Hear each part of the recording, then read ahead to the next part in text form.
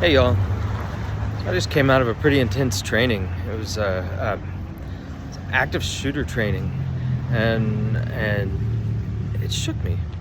And so we're gonna get into that a little bit more today. So stay tuned.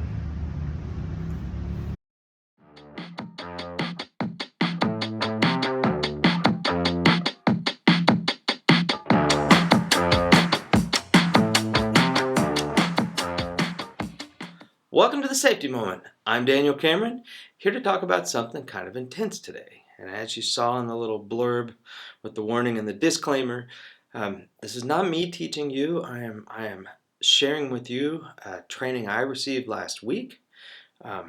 This training moved me. It was pretty heavy material. We're going to go through it here.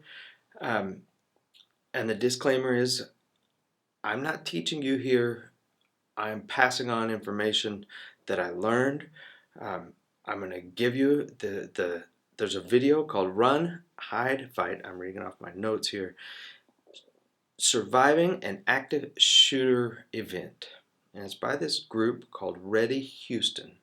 And I believe their URL is readyhoustontx.gov. I'll share it down below. Don't hold me to that. But I want to give these guys credit where credit is due. The video was, it shook me. It was intense. Sorry, it's a little warm here in Obregon today. But Run, Hide, Fight. That's the title of their video. That's what we're talking about here today, is surviving active shooter events. So first thing to think about is prepare, right? So you got to get set up as a team. You have to establish roles. You have to set up evacuation plans. There need to be muster points set up outdoors where everybody can get together to meet. Individuals need to have what we called in the military a battle buddy, and that's basically just somebody you work with, a good friend there at work, something like that, somebody you work next to. Uh, Somehow there's one person who you all always know where each other are, vacation, sick, or anything. It goes beyond just active shooter training. But anyway, we could talk about battle buddies on another video, but these things, all of these have to be trained, they have to be drilled, they have to be reviewed over and over. Probably in this day and age, I'd say it's worth looking at once a year. And you got to become an expert on situational awareness. All of us. Okay. Now, this is just kind of a general thing in safety, but really, when we're talking about this, you need to be able to identify what's going on when you walk into a room that's not normal. You know, notice people's body language. You're in your office all the time, right? And so you know the space, you know the people who come and go. If you happen to be like in a grocery setting or something like that, you know the average customer. They're walking in with their empty grocery bags, maybe, or maybe just an empty cart or something. They're not walking in with a huge duffel bag with pointy things sticking through on the sides of it, right? They're not coming in with body armor. The average shopper, so these are kind of things, some things that might be out of place, that kind of a deal. So really, you want to position yourself to be safe. So, like for instance, if you're working late, maybe there's somebody who else is working late. You let each other know. You could be the temporary battle buddy for the night, right? Or maybe you move, as everybody else is leaving, you move your car closer to the front door or something like that. These are just general good rules anyway. If you're working late. So let's get into run, hide, fight.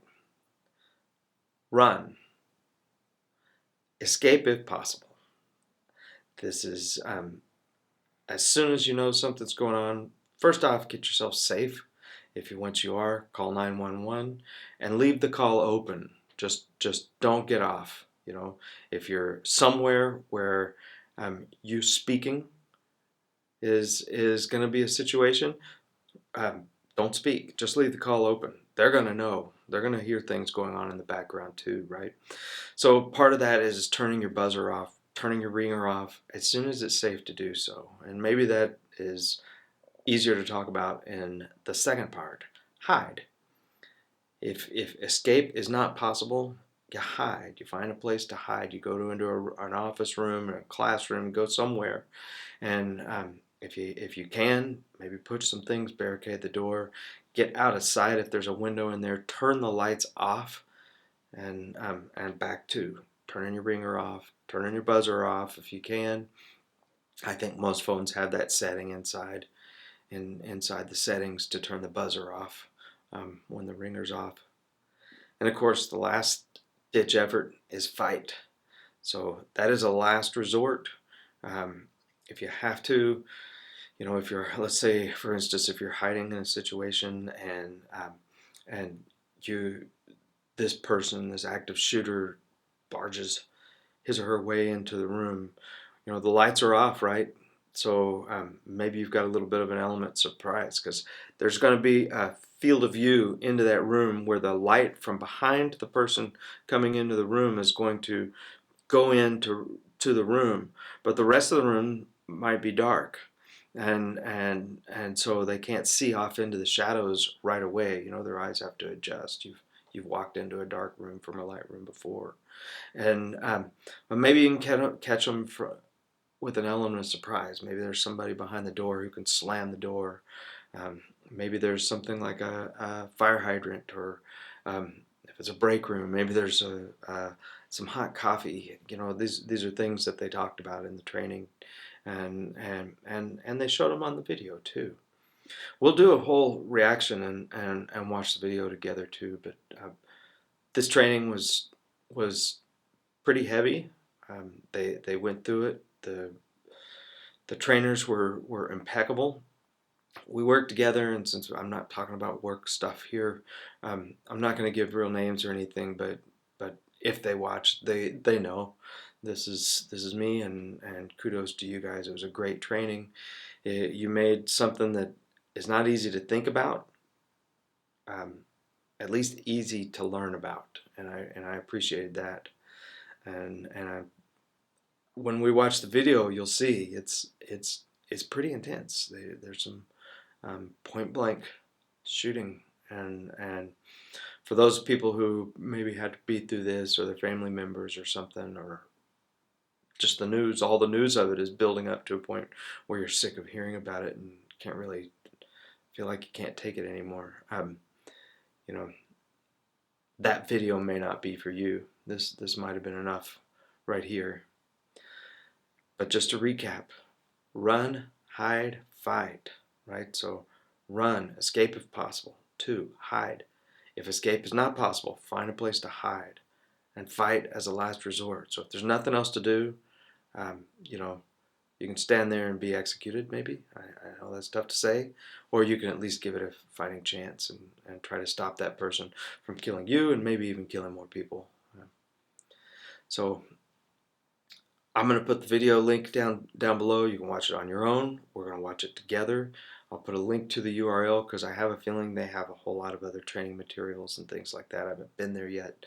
Don't want to sound stupid, but so their video is Run, Hide, Fight, Surviving an Active Shooter Event by Reddy Houston. All right. Thanks for watching. Please comment below. Please send me your safety moments. Looking forward to doing a little bit more of this with y'all. Thanks for watching. I'm Dan Cameron, and this is a safety moment.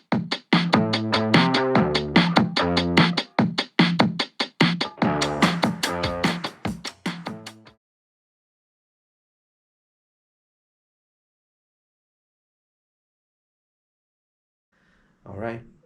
Thanks for watching. Please comment below. Please send me your safety moments. Looking forward to doing a little bit more of this with y'all. Thanks for watching. I'm Dan Cameron, and this is a safety moment.